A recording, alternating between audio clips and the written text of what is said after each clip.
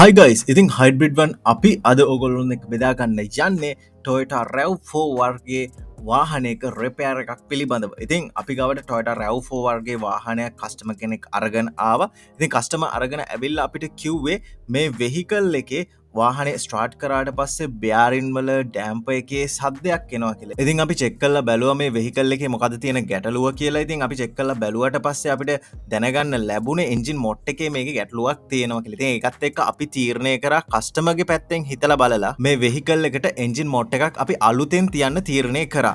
ඉතින් අපි එන්ජින් මොට් එකක් අරගෙන ආවා. අලුතෙන් අරගෙන ඇවිල්ලා අපි ඒ විදිහටම තිබ්බේ නෑ. නැවතත් අපි මේ එන්ජින් මොට් එක ගලවලා ෆුල් ක්ලීන් කරා. ඉතින් මේකෙදි අපි වැල් ග්‍රයින්ඩ් කරා. ඊට පස්සේ බෝර එක පොලිෂ් කරා, පිස්ටන් සුද්ධ කරා. මේ වගේ අපිට මොට් එකේ ක්ලියර් වෙන්න ඕනි හැම දෙයක්ම හොඳටම ක්ලියර් කරලා ක්ලීන් කරලා අපි වෙහිකල් එකට නැවතත් මේ මොට් එක අලුත් මොට් එකක් තත්වයටම හදලා අපි ඊට පස්සේ තමයි මේ වෙහිකල් එකට තියන්න තීරණය කරේ. ඉතින් සමහර අවස්ථාවල අපි කස්ටමර්ගේ පැත්තෙන් හිතලා සමහර පාර්ට්ස් අපි රීප්ලේස් කරන්න කියනවා. මොකද යම් අවස්ථාවල ඒ පාර්ට් එක රීප්ලේස් කරන එක ඇත්තටම කස්ටමර්ට ලාභයි. ඉතින් අපි මේකටත් ඒ වගේ දෙයක් කරේ.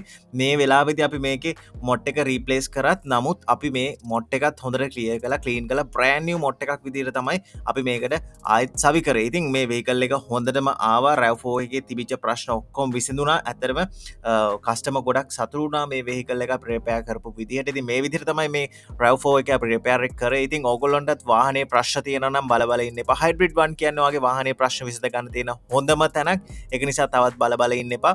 ඕගොල්ලෝ අත්දැකීම් බහුල ඒ වගේම තමයි හොඳ අධ්‍යයනයක් තියෙන වාහන ගැන හොඳ දැනීමක් තියෙන සේවක මඩුල්ලක් යටතේ ඔයගේ වාහනේ හදාගන්න බලාපොරොත්තු වෙනවා නම් හයිබ්‍රිඩ් වන් තමයි හොඳම තැන. දැම්ම කෝල් කරලා ඔයගේ වාහනේ තියෙන ප්‍රශ්න විසඳ ගන්න කියලා මතක් කරනවා.